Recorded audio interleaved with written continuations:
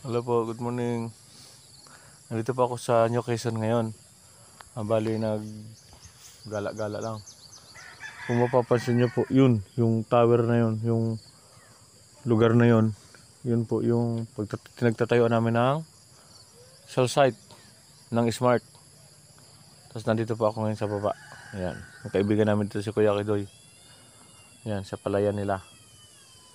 Yan yung palayan, yan yung bahay. Yan po yung palayan nila. Yan. Ito naman po yung mga equipment nila na pang ito, bali dito sinasakay yung mga araro, suyod, yan, yung makina. Ito naman po yung pang tanim, yung dati na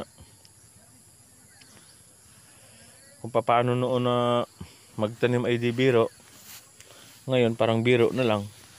Yan po siya. Hindi ko lang maano sa inyo kung paano sila magtanim, pero yan yung ginagamit sa pagtatanim. Bali ito po yung dumadakot ng palay, tapos itatanim ganoon.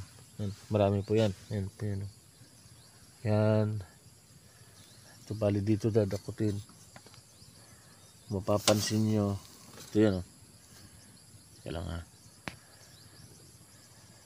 Ayan po. Yan. Yan, marami po yan. Ay, dalawa lang pala. Dalawa. Tapos ito naman yung ito naman yung treasure.